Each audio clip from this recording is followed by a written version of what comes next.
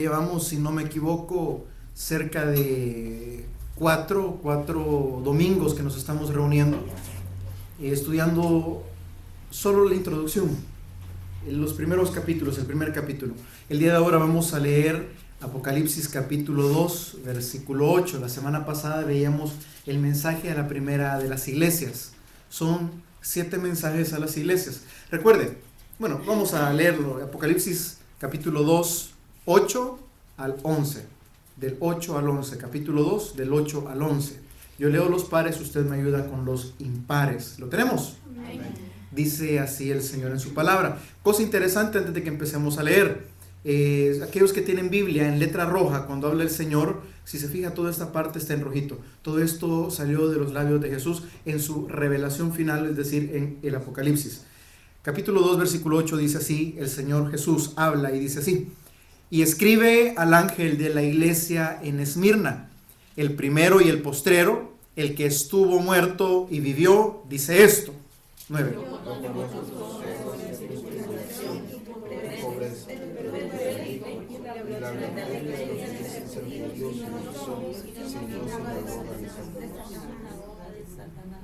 No temas en nada lo que vas a padecer. He aquí el diablo echará a algunos de vosotros en la cárcel para que seáis probados y tendréis tribulación por 10 días. Sé fiel hasta la muerte y yo te daré la corona de vida. El que tiene oídos oiga lo que el Espíritu dice a las iglesias. El que venciere no sufrirá daño de la segunda muerte. Bendito Padre y Dios nuestro, en esta tarde estamos aquí, Señor, unidos como iglesia, congregándonos, Señor, en tu presencia para poder, Señor, estudiar tu palabra. Te suplicamos, Señor, que nos des entendimiento para entender el propósito de las cartas, esa revelación final, Señor, para poder vivir confiados que estamos en tu mano, que tú eres el primero y el último, el primero de todos los muertos, Señor, al que le han sido dado todo poder y toda autoridad en los cielos, en la tierra y debajo de la tierra. Tú eres el Dios al que servimos, tú eres nuestro Salvador, Señor, y por eso estamos aquí reunidos. Te esperamos, Señor, bendice a tu pueblo, en el nombre de Jesús. Amén. Puede tomar asiento, iglesia. Hemos venido bregando un poquito con el mensaje del libro de Apocalipsis. Yo les decía que Apocalipsis es un libro que tiene una bendición especial. Si usted se va al capítulo 1, versículo 3, y es un versículo muy importante dentro del libro, dice: bienaventurado el que lee y los que oyen las palabras de esta profecía, que guardan las cosas en ella escritas, porque el tiempo está cerca. ¿Por qué es bienaventurada la persona que guarda las palabras de esta profecía? Este versículo se aplica a toda la escritura en general, pero específicamente está puesto en Apocalipsis y está puesto específicamente para la revelación que Cristo le dejó a su iglesia. Pastor, ¿por qué? Platicábamos hace un par de semanas atrás. Porque Apocalipsis nos narra los últimos eventos proféticos antes del regreso de Cristo. Jesús nos enseñó, Mateo capítulo 24 y otros, Pablo le añade y le agrega cómo es el carácter de los hombres en los postreros tiempos. Vendrán tiempos peligrosos, dice Pablo. Jesús dijo acerca de los dolores, principio de dolores, la tribulación, la gran tribulación, una cantidad de eventos cósmicos, una cantidad de fenómenos que nunca hemos visto. Jamás se han visto sobre la tierra, dice Apocalipsis, solo para que usted tenga una idea, y eso ya es adelantarnos muchísimo. Pero dice que va a haber un terremoto, el cual no ha existido, no ha habido desde el principio de la humanidad, y no lo volverá a ver jamás. Aquellos que estuvimos allá en nuestro país, en El Salvador, en el 86 o en el 2001, y nosotros recordamos esos buenos sacudones. Y si la Biblia dice, y no ha habido terremoto como ese, ni lo existirá jamás. No, hombre, el terremoto que destruyó, el que están esperando aquí, en todo el área de California. Y pensar que eso no va a ser nada, brother. Ok, ¿y por qué el Señor dice bienaventurado el que lee las palabras de esta profecía? Porque el Señor ya nos advirtió las cosas que van a suceder, pero a su iglesia también le reveló algo especial, que es la esperanza que tiene que tener. Decíamos que el mensaje de todo el Nuevo Testamento es el mensaje de la cruz, el mensaje de la salvación, que Cristo iba a morir, que iba a pagar por nuestros pecados, que iba a resucitar. El Señor, anunciamos tu muerte, proclamamos tu resurrección, pero el mensaje de Apocalipsis es, y esperamos tu venida. Ese Cristo que estuvo crucificado por un par de horas, ese Cristo que estuvo sepultado por 72 horas, solo fueron 72 horas y no más. El resto de la eternidad que falta por los siglos de los siglos, de los siglos, de los siglos, de los siglos, de los siglos, es el Rey de Reyes, Señor de Señores, el primero y el último, el Alfa y el Omega, el Todopoderoso, el que era, el que es y el que ha de venir. Por eso la palabra nos alienta y nos dice, señores, bienaventurado el que lee y el que oye y el que guarda las palabras de esta profecía, porque entiende que aunque los tiempos vengan cerca, aunque las circunstancias se pongan difíciles, el cristiano, la iglesia, aquellos a quienes Jesús les ha revelado sus planes, puede vivir confiado, porque su vida no está en el mundo, está puesta en las manos de Cristo. No, hombre, brother, lo que estudiamos ahora por la mañana, que Dios, el Dios de los cielos, que Cristo mismo le diga a su iglesia, tú eres mi amada, tú eres mi amiga, tú eres mi compañera, en ti no veo defecto, tú eres perfecta para mí. Hey, brother, si caminamos en su presencia, si caminamos tomados de su mano, hermano, otra cosa fuera para nosotros. Él vino. Y vamos a verlo más adelante en Apocalipsis capítulo 3, cuando dice, señores, yo he venido para librarlos del día de la prueba que ha de venir sobre este mundo y sobre los moradores del mundo. La pregunta es, ¿el cristiano pastor es morador de este mundo? No, somos peregrinos extranjeros. Nuestra ciudadanía, residencia y lugar vitalicio donde vamos a vivir es en los cielos. Y la palabra claramente nos enseña que la hora de la prueba que viene sobre este mundo es para los moradores de la tierra. Nosotros somos peregrinos extranjeros. Nosotros estamos de paso, brother. Usted aquí quizás no tenga ciudadanía norteamericana, pero tiene una ciudadanía en los cielos que es la que más vale. Y la palabra dice, bienaventurados aquellos que logran entender esto. Que sí, que los tiempos están cerca. He aquí, yo estoy ya a la puerta de los últimos tiempos y estoy llamando a la gente a arrepentimiento con tanta situación difícil, y hay muchos que van a entender por medio de muchas tribulaciones. Hay muchos adentro de la congregación, y yo quiero tener un poquito más de cuidado al usar estas dos palabras. La palabra congregación es el macro, lo grande, la gente que se congrega todos los domingos en todos los lugares donde nos decimos ser cristianos, pero la iglesia, no todo el que se congrega es iglesia. Pero Jesús viene y le dice a su iglesia, yo estoy a la puerta y llamo. Y a la iglesia, en la congregación, al lugar donde se reúnen, le dice, yo estoy a la puerta y llamo. Si alguno de ustedes adentro oye mi voz, yo entraré a él y cenaré con él y él conmigo. Ese va a ser iglesia viva. Entonces, pastor, hombre, fácil. Jesús está llamando a arrepentimiento tanto a los de allá afuera como a los que decimos que estamos en él, porque estamos de esa puerta para adentro. Bienaventurado el que lee y el que guarda las palabras de esta profecía, porque el tiempo está cerca. Y en los últimos tiempos las cosas se ponen difíciles, y por medio de muchas tribulaciones el Señor nos llama a todos. Pero el que es iglesia viva, lavada con la sangre del Cordero, en comunión con el Señor, confiado en el Cristo vivo, ese puede decir, yo sé en quién he creído, yo sé que los tiempos están cerca, pero también sé que el Todopoderoso prometió tener cuidado de mí. Pastor, ¿y si no me cuida?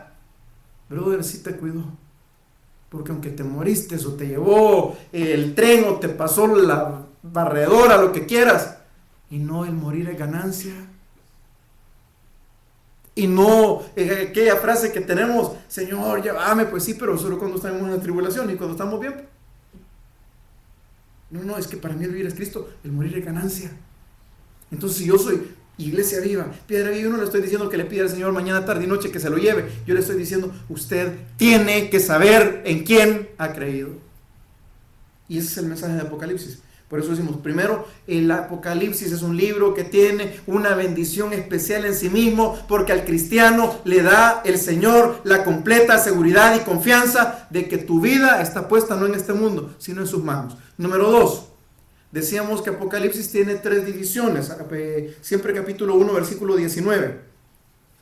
Escribe las cosas que has visto, la revelación del Cristo glorificado, primera cosa. Segunda cosa, Apocalipsis 1, 19, las cosas que son. Decíamos el domingo pasado, ¿cuáles son las cosas que son? Desde el tiempo que Cristo es ascendido a los cielos hasta el tiempo que Cristo regresa por su iglesia. El periodo llamado el periodo de la iglesia, o el tiempo de la iglesia, o el paréntesis de la gracia. Esas son las cosas que son actualmente. Y va desde el capítulo 2 hasta el capítulo 3, y algunos incluyen el 4 completo también, que es la adoración celestial. Porque ahí es las cosas que actualmente son, desde que Cristo es llevado a los cielos hasta que Cristo regresa por una iglesia pura, sin mancha, sin arruga. Esas son las cosas que son. Y dentro de las cosas que son aparecen 7 mensajes a 7 iglesias de aquel tiempo. Pastor, ¿cómo se pueden interpretar las 7 cartas de Apocalipsis? Hay 3 formas de aplicarlas. Número 1, las 7 cartas efectivamente iban dirigidas a la iglesia de cada uno de los lugares donde estaban localizadas. Es como que el Señor dijera, escríbele esta carta a la iglesia del Tabernáculo Redentor en San Francisco, California. Escríbele esta iglesia al Tabernáculo de Hollywood. Escríbele esta iglesia al Tabernáculo del Valle de San Fernando. O sea, sí iban dirigidas a unas iglesias específicas que sí existían en aquel tiempo. Y eran iglesias que estaban pasando por esos problemas. Preguntábamos, pastor, ¿habían más iglesias en aquel tiempo? Sí, sí habían. ¿Por qué el Señor se las dirigió a 7? Número 1, porque 7 decíamos que es un número que revela la plenitud. Número 7, cuando usted lo ve en Apocalipsis, casi siempre habla de la plenitud, de estar completo. Entonces, ¿a quién se lo manda el Señor? A la plenitud de las iglesias. Número 2, el mensaje de las iglesias es un mensaje aplicable a las congregaciones de todos los tiempos. El mismo problema que tenían en la iglesia de Éfeso es el mismo problema que estamos teniendo ahora. El mismo problema que tenía la iglesia de Sardis es el mismo problema que tenemos ahora. Lo que pasa es que ahora tenemos mezcolanzas. Le voy a poner un ejemplo. Una de las iglesias tenía amor apagado para con los hermanos, la que veíamos la semana pasada, la de Éfeso. Otra de las iglesias está fría. Otra de las iglesias hay adulterio adentro. Otra de las iglesias hay un liderazgo que está corrupto. Otra de las iglesias tiene doctrinas falsas, que son los mismos problemas que tenemos hoy en día. Liderazgo corrupto dentro de la iglesia, propiedades, le estoy hablando que le atribuimos propiedades al pastor o al ungido de Jehová, al apóstol, todavía más altas que la Biblia. Porque no importa lo que diga la Biblia, importa lo que dice el apóstol. Y eso ha dado horrores doctrinales, teológicos, antibíblicos, herejías, que son los mismos problemas que tenemos hoy. Y pasó en las iglesias estas. Entonces, número 1, el mensaje iba dirigido a una iglesia local que estaba pasando por esos problemas. Número 2, porque el Señor que escribió las cartas es el mismo de ayer, de hoy, de siempre. El mensaje de esas cartas es aplicable a la iglesia de hoy en día. Y número 3, la aplicación que se hace es personal. No me diga, eso fue para la iglesia de Éfeso. Eso es para la iglesia a la que yo voy. Diga, eso es para mí. Cuidadito con andar regalando sermones. Cuidadito con hubiera venido aquel. Si es para edificación, gloria a Dios, compre el CD y lléveselo. Amén. Pero cuidadito con andar repartiendo para todo el mundo y no quedarse con nada de usted. Entonces las 3 aplicaciones de los mensajes de las 7 iglesias son: número 1, a la iglesia de aquel tiempo; número 2, a la iglesia de todos los tiempos, a las congregaciones de todos los tiempos; y número 3 es un mensaje personal. Cuando yo leo las cartas de Apocalipsis, yo tengo que ver con cuál de las iglesias yo me estoy identificando. Con cuál de las iglesias mi congregación se está identificando. ¿Cuáles son las exhortaciones que el Señor le hace a su iglesia? ¿Cuáles son también los galardones o las recompensas o qué sé yo, los halagos que el Señor le hace a su iglesia? También lo felicita. Hombre, también el Señor le da unos halagos a ciertas iglesias. Yo he visto tus obras, yo he visto que has trabajado, yo he visto que has sido fiel, yo he visto esto, yo he visto tus lágrimas, yo he visto tu tribulación. Y ¿sabe qué es lo bonito? Que Jesús se pasea, Jesús ministra, no me gusta la palabra pasear, sino que la palabra ministrar. Jesús ministra porque es el que anda en medio de los 7 candeleros. Y veíamos el domingo pasado que los candeleros son una representación de la iglesia. Lo enseña el versículo 20 del capítulo 1. Las 7 estrellas son los ángeles, más los 7 candeleros son las 7 iglesias. Y veíamos que Jesús se paseaba o andaba por el medio de las iglesias. Entonces, pastor, ¿por qué decimos que son 7 iglesias? Número 1, representan la plenitud de todas las iglesias. Número 2, ¿habían más iglesias? Claro que habían. ¿Por qué escogió estas? Porque eran iglesias que tenían problemas específicos que Jesús había visto, que sabía que eran los mismos que íbamos a enfrentar hoy en día, y por eso quería que quedaran plasmados esos problemas, esas situaciones, para que la iglesia de todos los tiempos pudiera identificarse y decir: somos lo mismo. Los mismos errores de aquellos los estamos cometiendo desde hace 2000 años. La misma bandeada estamos haciendo. Y siempre el llamado de esas iglesias que tenían en problemas de liderazgo, de corrupción, del pecado, el llamado es el mismo que les hace: arrepiéntete. ¿Y cuál es el mensaje de la iglesia de hoy en día? Si tú te identificas con cualquiera de los problemas que tenía esta iglesia, el mensaje del mismo Jesús es el mismo: arrepiéntete. Vamos al versículo 8. Escribe al ángel de la iglesia de Esmirna. Número 1. Decíamos que cuando se habla del ángel hay teorías. Unos dicen que el ángel es que cada iglesia o cada congregación tiene un ángel guardián. Eso es espiritual, la interpretación, pero si a mí me dicen escribirle al ángel Gabriel, ¿qué dirección le pongo? San Francisco, capital del cielo. Número 2, escribe al ángel de la iglesia. Otros dicen que son espíritus generales, como por ejemplo, la Biblia enseña, o la Biblia dice, que el arcángel Gabriel es, si usted lo quiere poner, y ahí es mal tomada la idea católica, del patrono del pueblo, que el arcángel Miguel es el que vela o el que cuida al pueblo de Israel. Lo menciona, no me recuerdo si es Ezequiel o Isaías o Jeremías, pero uno de los profetas mayores. Y algunos dicen: no, es que es el guardián de la iglesia. Lo más probable es que se refiera a los líderes de la iglesia, al liderazgo, al pastor, a los ancianos de la iglesia. ¿Por qué? Porque ángel, la palabra ángel es el emisario, el que comunica el mensaje. Entonces, ¿a quién le está escribiendo Jesús? ¿A quién quiere que sea llevada la revelación primeramente? Al que transmite el mensaje adentro de la iglesia. Entonces le dice: escribe al ángel de la iglesia en Pérgamo. Ahí hemos dicho, puede ser aplicable tanto a la iglesia de Pérgamo, a la iglesia de todos los tiempos, su iglesia, su congregación local, o también a su persona. El que tiene la espada aguda de 2 filos dice esto. Número 1. ¿Por qué tiene? No, este sería número 2. ¿Por qué tiene una espada de 2 filos? Dice la palabra que la palabra es más cortante que toda espada de 2 filos. Ok. ¿Cuál es la doble función de la palabra? La palabra tiene la función número 1. Acuérdense que la palabra dice: y mi palabra no regresará vacía. ¿No es en el 8? El 2:8. Ahí no aparece espada, nada. Ese es el 12. Cierto. Es que ustedes, es cierto, tienen razón. Pues el 8. Escribe al ángel de la iglesia de Esmirna, el primero y el postrero. Ahí estamos. Ahí. Aquí. Amén. Gracias, hermano. Escribe al ángel de la iglesia de Esmirna, el primero y el postrero. Ok. Primero y postrero. El famoso alfa y omega.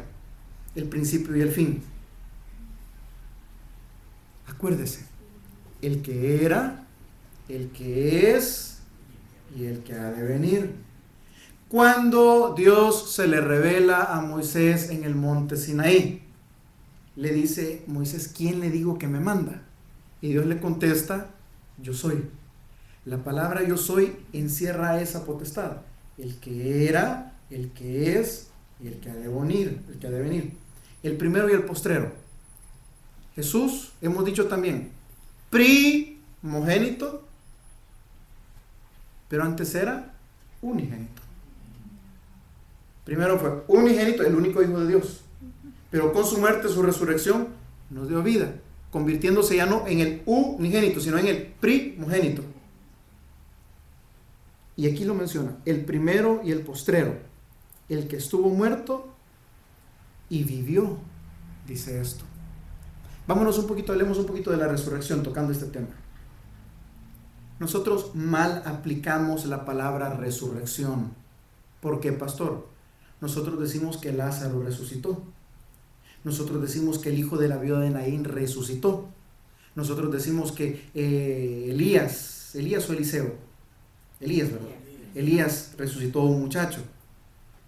Fíjese, hermanito, que nosotros mal empleamos la palabra resurrección, porque la palabra resurrección en su sentido estricto, en su pureza, es que conoció la muerte, volvió a la vida y nunca, jamás, nunca volvió a tener nada que ver relación con la muerte. Esa es la palabra resurrección.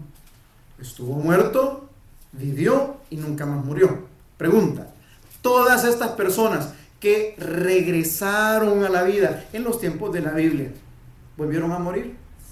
Ok. Entonces, ¿por qué? Ahí es donde entendemos nosotros que dice que Jesús es las primicias de la resurrección, el primero. Porque entonces, si Jesús no hubiera sido las primicias de la resurrección, ¿cómo podemos decir que Jesús era las primicias si había resucitado a Lázaro? Si en el Antiguo Testamento vemos milagros de resurrección. No, es que esas fueron, en teología se conoce como la vivificación. Volvieron a tener vida en sí, pero volvieron a morir. En cambio, Jesús es el primogénito de los muertos. El primero que estuvo muerto, volvió a vivir y nunca más va a tener ninguna relación más con la muerte. El que estuvo muerto y vivió dice esto. Jesús reclamando su autoridad y su poder sobre la vida y la muerte. Dice esto, 2 puntos. Versículo 9. Aquí sí. Yo conozco tus obras. En esta iglesia, específicamente a esta iglesia, Jesús le empieza a decir: yo conozco, yo conozco, yo conozco, yo conozco. 6 veces le hace noción o le hace mención de que conoce algo de la iglesia. Lo primero que le dice es: yo conozco tus obras. La pregunta es: ¿se referirá a solo las buenas obras o también a las malas obras? Si el que estuvo muerto y ahora vive, el Todopoderoso, el principio y el fin, el alfa y el omega, el que era, el que es, el que ha de venir, el Todopoderoso, el que todo lo sabe, te dice: yo conozco tus obras. Te pregunto, ¿será que conoce las buenas obras o las malas obras? Todas. Correcto. Ahora váyame entendiendo. Jesús le empieza a hablar a la iglesia. Le dice: yo conozco tus obras, las buenas y las malas, las que ya cometiste, las que estás cometiendo y las que todavía no has cometido, pero vas a cometer, buenas y malas. No vengo a juzgarte solo por el pecado, las buenas y las malas. ¿Y qué dice Jesús con eso? Y aún así Jesús todavía les escribe. Si eran, decimos que buenos, es ok, pero si eran malos como nosotros, si eran pecadores como nosotros, y Él conoce. Ninguno de tus pecados va a agarrar a Jesús por sorpresa. El pecado de Adán y Eva no agarraron a Dios por sorpresa. Sí, es omnisciente. Él ya sabía que el hombre iba a pecar. No vaya a creer que cuando Adán y Eva pecaron, dijo el Padre: Jesús, venid para acá, tenemos que hacer algo.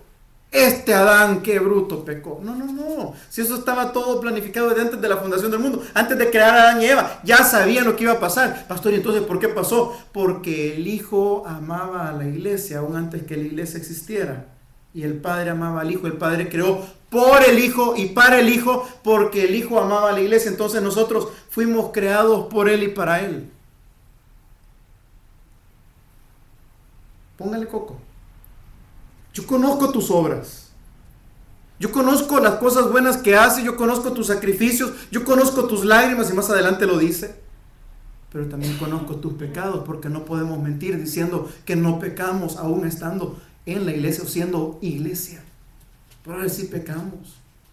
Y esa es una de las cosas que ahora yo he venido bregando un poquito. Es cierto, ya en los últimos meses del año pasado venimos hablando acerca del pecado, el pecado, el pecado. ¿Por qué? Porque para entender la gracia, para saborear la dulzura de la gracia, de la misericordia de Dios, primero hay que experimentar lo salado, lo amargo, la hiel del pecado.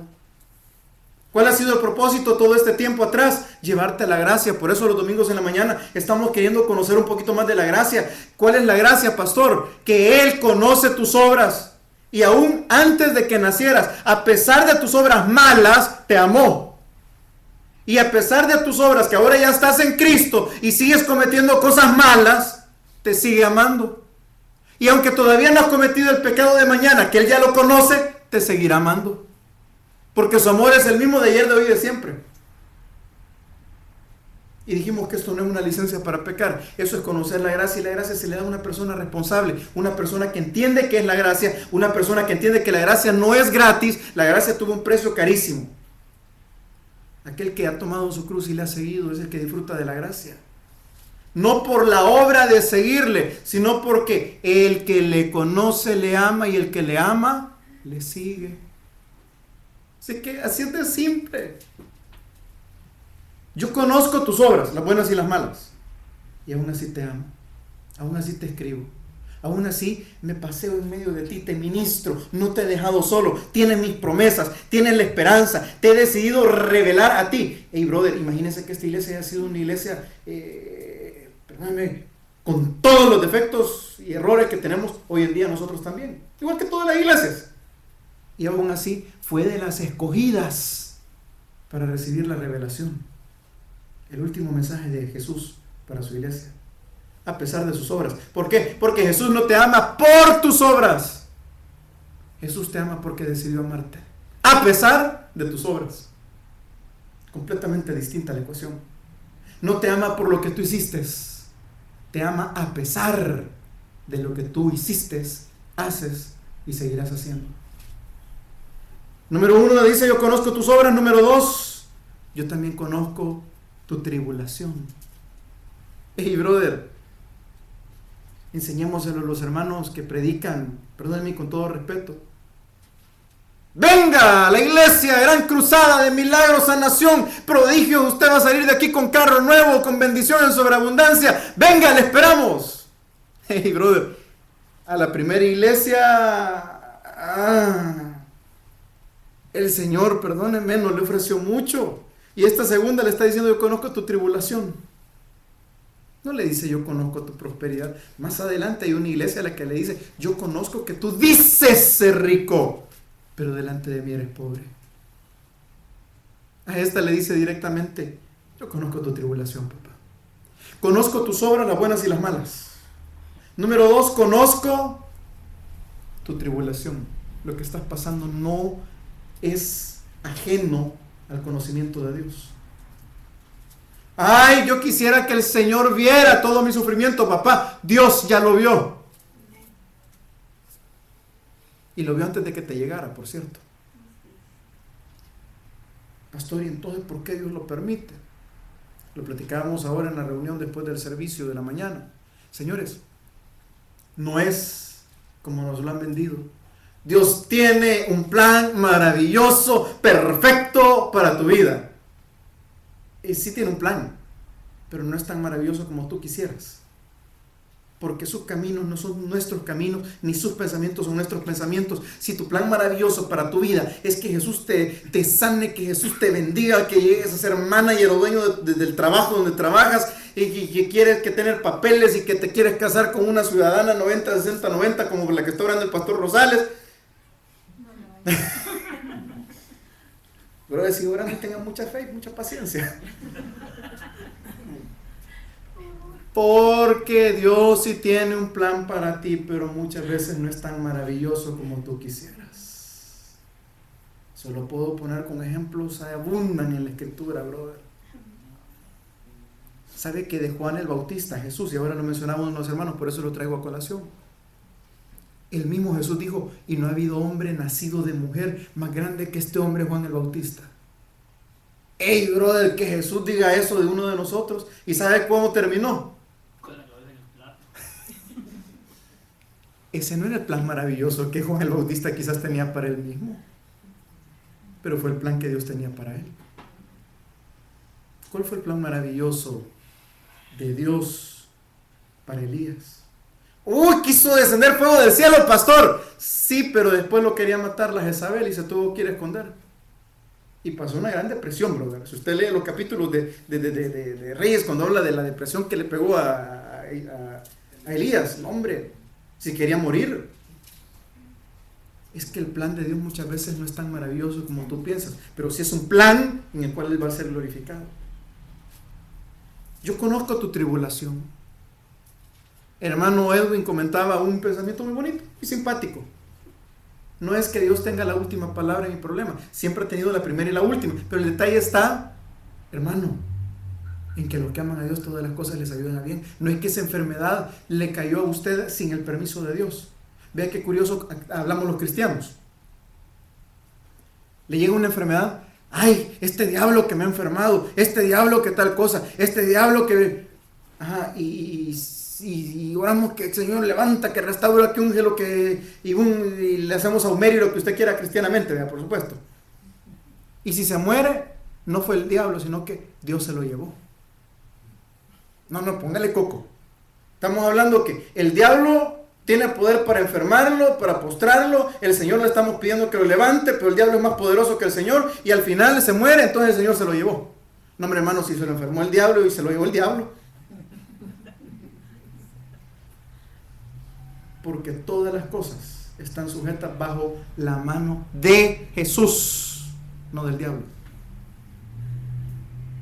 Si usted lo quiere en una ilustración quizás un poquito gruesa, Satanás, el diablo, el adversario, el enemigo, es como un chucho, como un perro. ¿Conoce la palabra chucho? Amén. A dog, a pet. Okay. Cabal. De esos que ladran recio, pero que están amarrados. Sí, está amarrado. ¿Y sabe hasta dónde llega? Hasta donde Dios permite.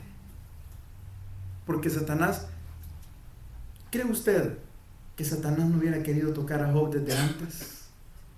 Claro. Satanás no le gusta que prospere un cristiano. Satanás no le gusta que un hijo de Dios le vaya bien. Satanás está esperando el momento en que Dios le permita tocar a sus hijos. No es él el que se atribuye. Hoy voy con este. ¿Qué le dijo Pedro? Pedro, orá porque Satanás te ha pedido. Te ha pedido para zarandearte. No es Satanás que dice, con este pelón me desquito. No, señores. Aún el mismo Satanás tiene que pedir permiso a Dios para tocar a cada uno de sus hijos. Yo conozco tu tribulación. Y si la conoce, brother, es porque Él ha permitido ciertas cosas en nuestra vida. Pastor, ¿y por qué Dios permite esto en mi vida? Yo le puedo dar una respuesta bien espiritual. Pregúntale a la hermana Kelly. Si se entendió, pregunta después del culto. Pero la otra es, brother, Dios te va a formar tu carácter a través de pruebas. Dios te va a hacer que le conozcas en medio de las pruebas. Y la palabra dice, es necesario que por medio de muchas tribulaciones entremos en el reino de los cielos. Yo conozco tus obras. Número 2, conozco tus tribulaciones. ¿Por qué? Porque yo le di permiso que te tocara ahí. Y sabes que el enemigo no te va a tocar en un lugar donde Dios no permita, porque todavía Dios le dice, no me le vayas a tocar la vida. ¿Y qué hizo Satanás? No pudo hacer nada con su vida.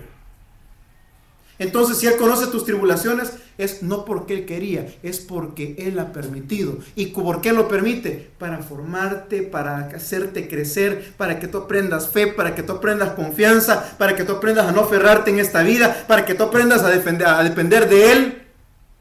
Pues cantidades, Él tiene razones hasta decir ya no. Y ahí es donde tiene que entrar en razón aquel versículo, Romanos 8:28, y sabemos que a los que aman a Dios, todas las cosas nos ayudan a bien, aunque no las entendamos.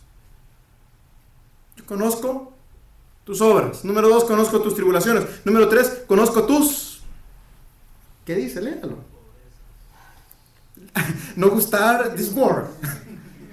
Diga conmigo, pobre. Uy, no, pastor, eso se pega. Yo conozco tu pobreza. Y aquí está hablando de una pobreza material. ¿Por qué? Porque entre paréntesis, las palabras entre paréntesis son agregadas por los traductores para que la idea quede más explicada. Esta iglesia era una pobre de dinero, pero espiritualmente era mucho más rica. Más adelante encontramos a la iglesia de Laodicea, no de Sardis, perdón, la de Sardis, que era rica económicamente, pero que el Señor le dice delante de mí, tú si eres pobre, desventurado, desnudo, ¿sí? Y esta iglesia le dice, oiga, a la iglesia Jesús le está diciendo, yo conozco tu pobreza. ¿Y por qué era rica espiritualmente? Porque era pobre económicamente. No te estoy diciendo que es directamente proporcional, que tiene que ir tomado de la mano, pero te voy a decir algo, y es algo que yo sé que todos aquí tenemos la noción. Donde hay más pobreza, abunda más la fe. Allá en nuestros países, yo siempre lo he dicho, nunca he conocido evangelio más precioso que el de los pueblos, de los cantones. Allá, brother, papito lindo, donde el diablo ni se atreve a llegar porque muy lejos.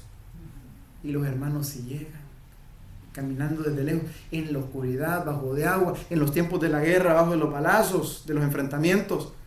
E iban a cantar con una guitarra desafinada y con el hermano Montano cantando. Y se gozaban. Y llegaban hasta 1, 2, 3 de la madrugada. Y al día siguiente se había culto y llegaban otra vez. Porque en su pobreza conocieron al Todopoderoso. Y aprendieron a depender de Él, a creerle a Él, a no poner sus ojos. Pues si habéis resucitado con Cristo. Y esta gente dice, yo que voy a ver poner la mirada en las cosas de abajo. Yo las he puesto en las de arriba. Y le dice, yo conozco tu pobreza. Y si eres pobre, y permítame decirle algo, hay pastores de gran renombre que dicen que la pobreza es una maldición que hay que romperla. Eso no es bíblico. ¿Cuál fue la riqueza de todos los discípulos de Jesús? Si el mismo Jesús no tenía ni dónde recostar la cabeza. Pastor, pero es que llevó todas las maldiciones por nosotros. Sí, ¿y sus discípulos?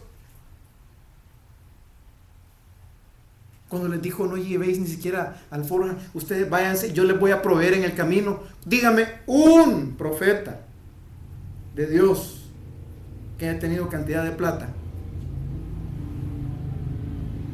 Se cree que Isaías era de una familia noble.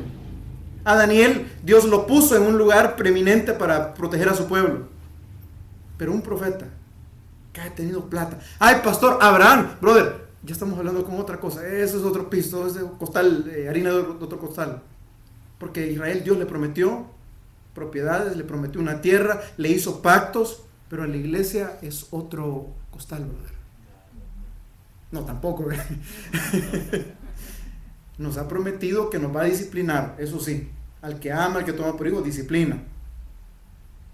Pero que te va a prometer, papito, que siembra aquí una semilla. Yo escuchaba a un pastor hace un par de semanas atrás que dijo, póngale coco, estaba predicando de David y Goliat. Dice que David agarró 5 piedras y con esas 5 piedras él tenía la fe que con una iba a derribar a Goliat.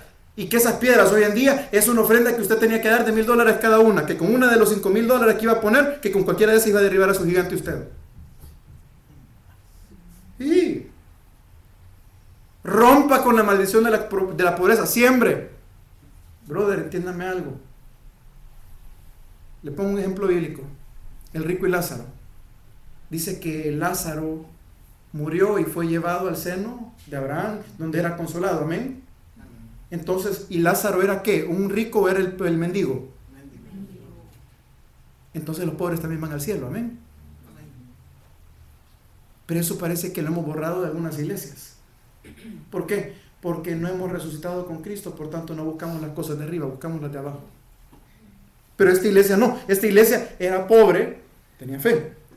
Seguimos ahí, dice el otro yo conozco. Yo conozco tus obras, las buenas y las malas, y aún así te amo. Yo conozco tu tribulación porque yo la he permitido. Yo conozco tu pobreza material, pero te he hecho rico espiritualmente. La 4. Yo conozco la blasfemia de los que se dicen ser judíos y no lo son. No temas en nada lo que vas a gozar. Dice a gozar la suya, a disfrutar, a vivir en abundancia, lo que vas a padecer. ¿Y para quién es el mensaje? ¿Para los inconversos? No, para la iglesia. Yo conozco la blasfemia de los que dicen ser judíos, se lo explico rapidito. Romanos capítulo 3, donde dice no es judío el de la circuncisión, sino que es judío el de la fe. Romanos capítulo, déjenme verlo, 9, Romanos 2.28, aquí está, búscalo conmigo. ¿De qué está hablando Romanos 2.28?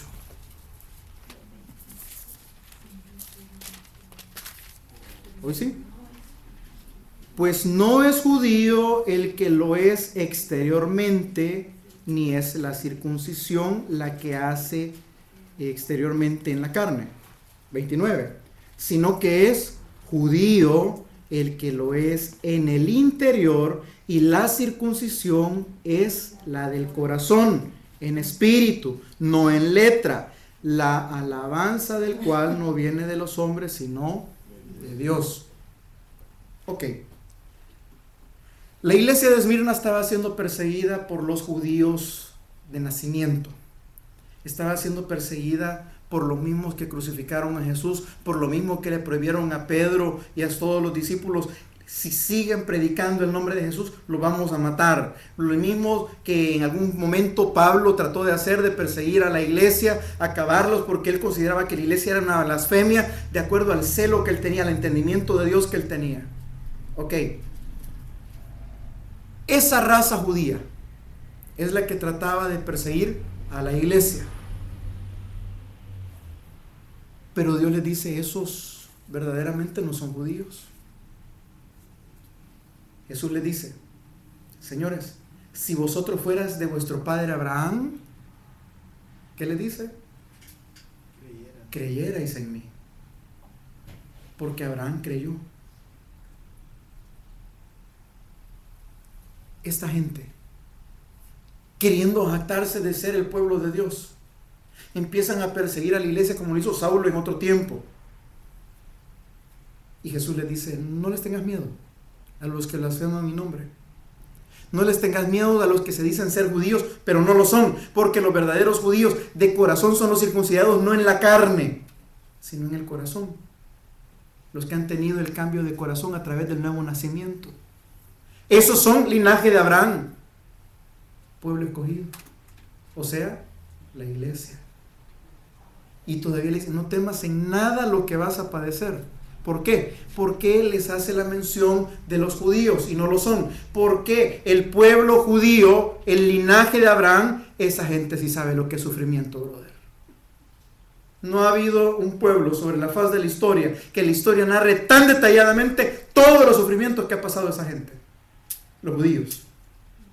Y de todas les ha librado el Señor. ¿Por qué hace la comparación entonces entre los judíos y la iglesia? Hermano, porque así como los judíos pasaron por tribulaciones y Dios los mantuvo, Dios los sostuvo, Dios los cuidó, Dios los guardó, ahora a su pueblo, a los judíos circuncidados del corazón, a ese mismo pueblo es al que Dios va a tener tomado de su mano, y aunque padezcan, no van a perecer. Padecer y perecer son bien distintas las palabras. La iglesia puede padecer sufrimiento, pero no va a perecer, porque el que cree en mí, aunque esté muerto, vivirá. Vamos a ir terminando ya con esto. Póngale coco, dice: no le tengas miedo a los judíos que se dicen por nombre, porque no son judíos, sino que son sinagoga de Satanás. Versículo 10. No temas en nada lo que vas a padecer. Se lo vuelve de repetir una vez más. He aquí, el diablo echará a alguno de vosotros en la cárcel. Vea, para que todo tiene un propósito. Para que seáis probados. ¿Por qué pasan ciertas cosas? A veces Dios te prueba. Lo hemos dicho en otras ocasiones. Ya con esto cierro. A veces Dios permite situaciones difíciles en tu vida porque te está probando. ¿Qué es la prueba? La prueba es cuando Dios quiere sacar lo mejor de ti. Dios te prueba. Dios probó la fe de Abraham. Y con la fe de Abraham pasó esto. Dios le dijo: quiero que me sacrifiques a tu hijo. Abraham caminó, Abraham le creyó a Dios, y Abraham hubo un momento que tuvo tanta fe, y lo narra el libro de Hebreos, que dijo: si yo llego a matar a mi hijo, el Dios al que yo sirvo es tan poderoso que se va a echar un milagro de resurrección, porque me ha hecho una promesa sobre este niño. Ahora me lo está pidiendo, me lo va a dar de regreso. Eso va a ser un show. Y Abraham estuvo a punto de sacrificar. ¿Qué sacó de esa prueba Abraham? Lo mejor, una fe, pero calidad de fe. Tanto así que es mencionado de parte de Dios como el padre de la fe. Padre de las 3 grandes naciones monoteístas en el mundo entero: judíos, cristianos y musulmanes. Brother, el padre de la fe. ¿Qué hizo la prueba? Sacó lo mejor de él. Ok. A veces pasamos situaciones difíciles también porque Satanás te ha pedido para zarandearte. ¿Y qué tengo que hacer entonces, pastor? Ore más, brother. Ore por fortaleza, ore por confort. Creo que eso, y platicamos con el hermano Yomani, creo que eso platicamos el martes. El poder de la oración, que Jesús le dice a sus discípulos cuando iba al monte de Getsemaní antes de la crucifixión, y le dice que fue Jesús a orar, y mientras más angustia sentía, más oraba. Y nosotros hacemos mucho énfasis en las gotas como de sangre. No, haga énfasis en la oración. Ese es el mensaje central de esa parte, que Jesús mientras más sentía, y créame, Jesús sabía lo que le tocaba. Jesús sabía que el Padre no iba a cambiar de opinión. Y entonces, ¿para qué subió a orar? Para fortaleza. Para fortaleza. Entonces, cuando Satanás te haya pedido para zarandearte, para tocarte, ora por fortaleza.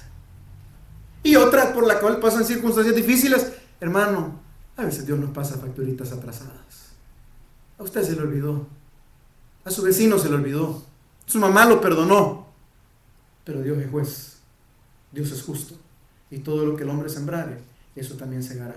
A la iglesia de Apocalipsis le dice: señores, yo conozco tus obras, yo conozco tu tribulación, conozco tus pobrezas, conozco los padecimientos que vas a pasar, conozco que muchos van a ser echados en la cárcel, pero todo esto es para probarlos. Tendrán tribulación, pero por un corto tiempo. Y vea con esto el final del 10. Sé fiel hasta la muerte, y yo te daré la corona de vida. Seguir a Jesús no es un ratito.